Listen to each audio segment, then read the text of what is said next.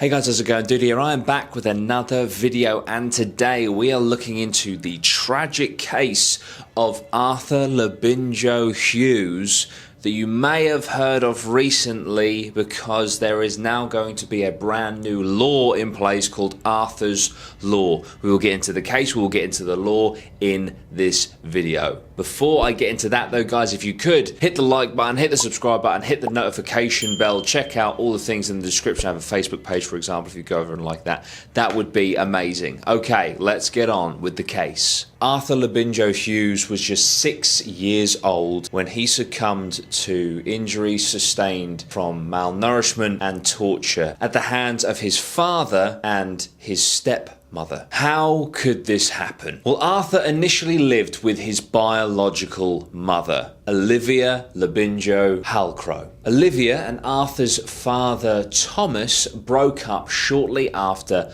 Arthur's second birthday. After this breakup, they shared custody of Arthur, but in February of 2019, Olivia was arrested on suspicion of murder. The murder of her new partner, Gary Cunningham. Now, during the trial, it emerged that it was an incredibly abusive relationship, and she indeed killed him, which led to her being convicted of manslaughter. So Thomas took full custody of Arthur, and shortly after taking full custody of Arthur, Thomas met Emma Tustin on a dating website. Things moved quite quickly, and Thomas and Arthur moved into Emma's house in Solihull, Birmingham in March of 2020, moving in with Emma's two existing children who were 4 and 5 years old. Now, of course, March 2020 was when the country went into lockdown due to COVID-19. The abuse started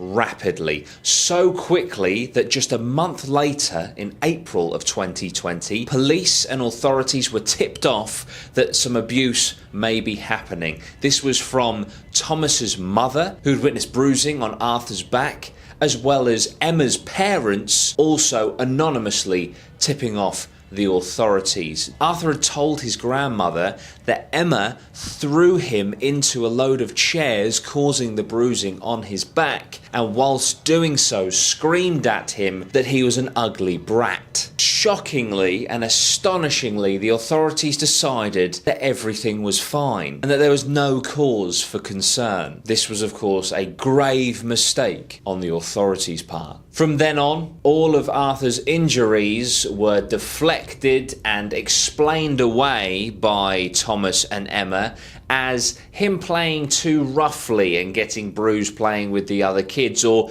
him hurting himself during temper tantrums. Arthur was evicted from his bedroom, of which he shared with Emma's two children. He was forced to sleep alone in the living room on the cold living room floor with just a blanket for warmth. No mattress, just the cold hard floor. He was constantly deprived of love and affection, food and water. He would be forced to stand in the hallway for up to 14 hours a day, being forced to face the wall. If he dared to even attempt to sit down, that would be followed by either verbal abuse or physical abuse as a punishment for wanting to sit. Now, all of this was going on whilst Thomas and Emma were creating a loving environment for Emma's two children, not Thomas's. But Thomas didn't give a damn. He would actually encourage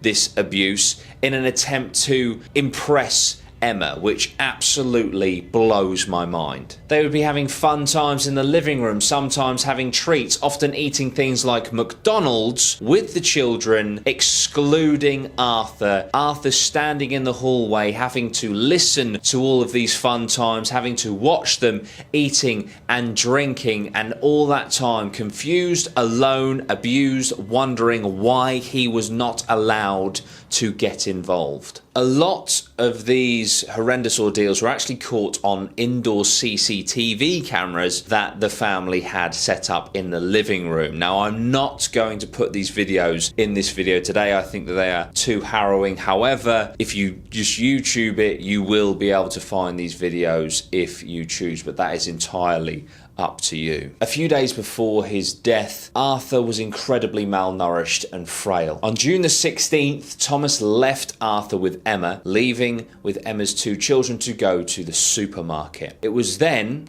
that Emma decided that she was going to try and force feed 6.5 teaspoons of salt to Arthur. This resulted in him becoming unconscious because he was poisoned by the salt. You cannot have that much salt. So in an unconscious state, Emma tried to wake him by viciously shaking him and slamming his head against solid objects and the cold, hard concrete floor. This left Arthur with severe brain damage that he would never recover from and would eventually die from. It took Emma a while to call the authorities, even opting to call Thomas first, but by the time the police and the ambulance turned up, Emma was feeding them her elaborate story to get away with this heinous crime that her and Thomas had been committing. She claimed that apparently he was slamming his own head against objects, against the floor, being down on the ground on all fours, slamming his head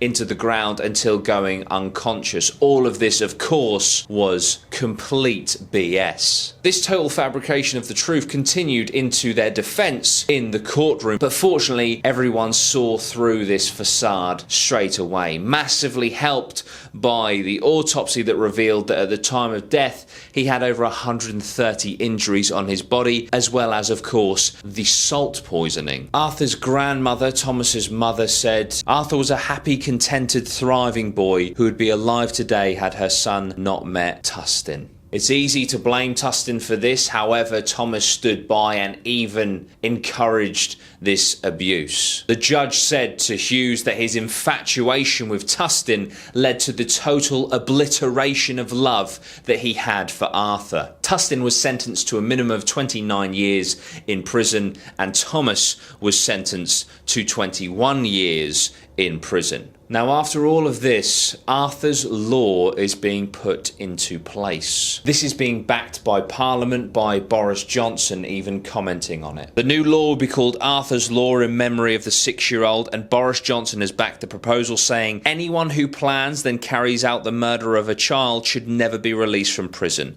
So we're toughening the law to make whole life orders the starting point for such abhorrent crimes. So basically, if there is premeditation, murder of a child, the murderer will go to prison until the day they die, which is exactly how it should be. Thank you so much for watching, guys. I really do appreciate it. I will see you very soon. Check out all the things in the description. Sweet one.